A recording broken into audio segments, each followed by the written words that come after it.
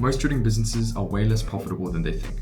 They're busy, they've got students, but beneath the surface, the business is usually being held together by profit margins that are way thinner than the owner realizes. I've worked with a lot of tutoring businesses, and the ones that actually grow aren't just better at getting students, they're better at understanding the economics of the business. In this video, I'm going to break down the exact numbers behind tutoring businesses and the exact metrics you need to track if you actually want to grow profitably and not just stay busy. A lot of owners think growth just means getting more students, but that's not actually the game. Because you can get more students but still have bad profit margins, families dropping off after 4 weeks, and inconsistent cash flow. So there are 4 layers to solving this. How much it costs to get a student, how much that student is worth over time, how well your service actually performs, and whether the business is truly profitable once you zoom out. So let's start on the front end on how students actually enter the business. The cost per lead, which is acquisition spend divided by the number of leads. This is simply how much it costs to get a new lead, and it tells you how effectively your marketing is working to attract interest effectively. I want you to have this metric, but don't obsess over cheap leads, because a $5 lead that never books will never beat a $25 lead that actually enrolls. A scalable KPI can be anywhere from $5 to $25, but this metric by itself is only actually useful in tandem with what's next, which is the cost per appointment, which is the acquisition spend divided by the number of booked consultations. It's a much more meaningful metric than just the cost per lead, because it actually tells you how much it costs to get somebody into your sales process. A scalable KPI is anywhere from $20 to $60 or more if you have a very strong offer. And if your cost per appointment is too high, the issue is usually because of the offer, the landing page, the trust, or friction in the entire booking process. Now let's say that your cost per appointment is there, and you're booking 20 appointments, but only 10 of those appointments show up.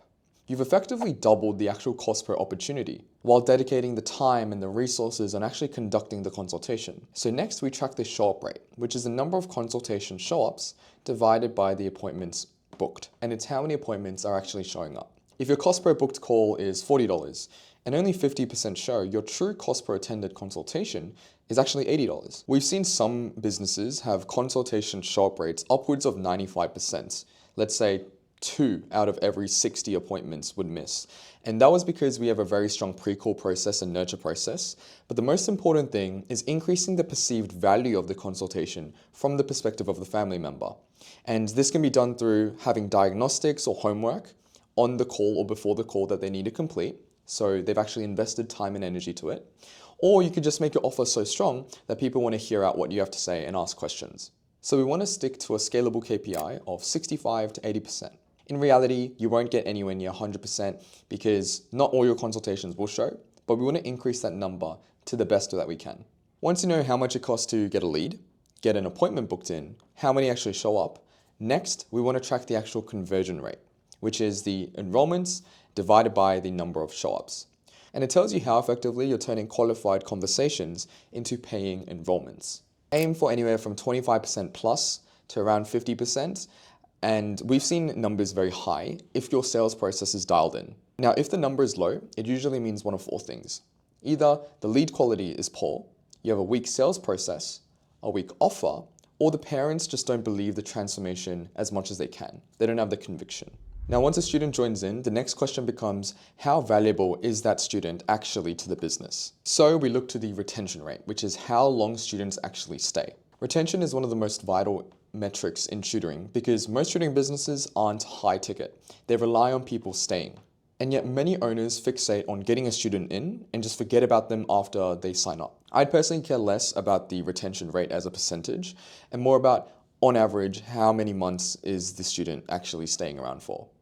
If you're under 3 months, that's very weak. You want to improve that through improving your service or your product. If it's anywhere from 6 to 9 months, that's okay. And the ideal is anywhere longer than a year.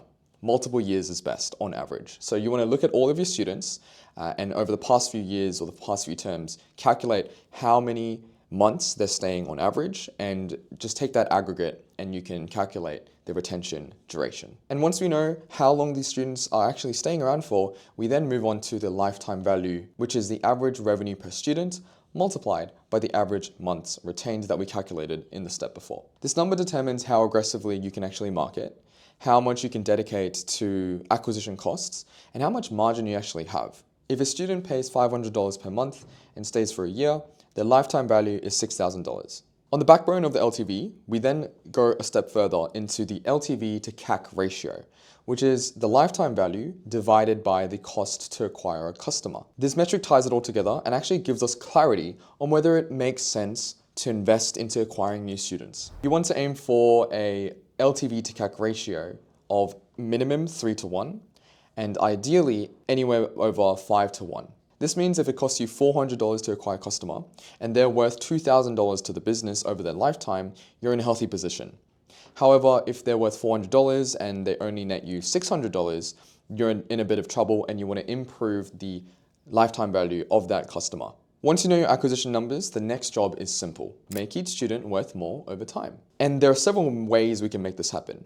It can be through better communication with parents and support, better outcome delivery, upsells, better retention, and stronger program structure. Now let's talk about how good your actual service is, because if it's weak, then the economics will collapse eventually.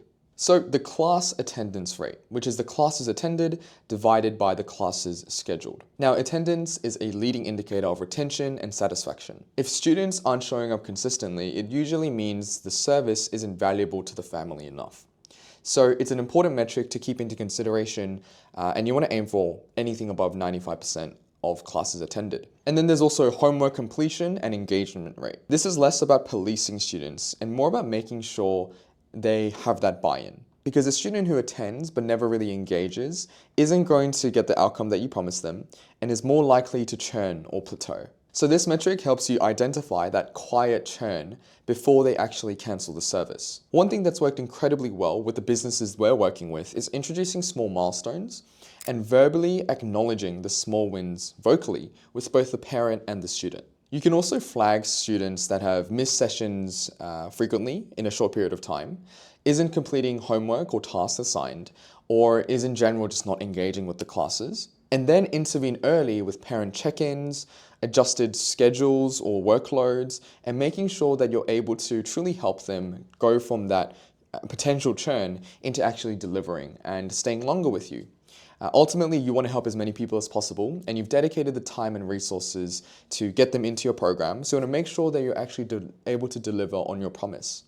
So being able to track engagement rate becomes ever more important. And lastly is the outcome achievement rate. How many students are actually reaching the promised outcome and how long is it taking them? Now, I've mentioned this before, but the best businesses have an outcome that they can promise and that they can deliver reliably 95+% of the time. And it's a surefire way to make sure your business can stand out from your competition. Because most tutoring businesses in this market, they're not promising an outcome. They're just doing generic homework tutoring, trying to help improve confidence in grades, but keeping it broad. Having a guaranteed outcome, even if it's something small like a letter grade over 9 months or over 3 months, 90 days, it can be extremely valuable to really increase the perceived value of your service from the parent's perspective. We want to go from that tutor was really nice to this actually changed something for my child. If your business promises improved marks, confidence, fluency, exam readiness, whatever it might be, you should have a reliable way to measure that progress in small milestones and make sure over the time period that they're able to actually feel that and experience the change. So if acquisition tells you how many students enter, retention tells you how long they stay for and how much they're worth, and service metrics determines how good your service is to actually support growth, then we have just the fourth layer left, which is where we zoom out and we talk about the business metrics and whether what you have is actually a good business. So firstly, we talk about the gross profit, which is the revenue subtracted by delivery costs,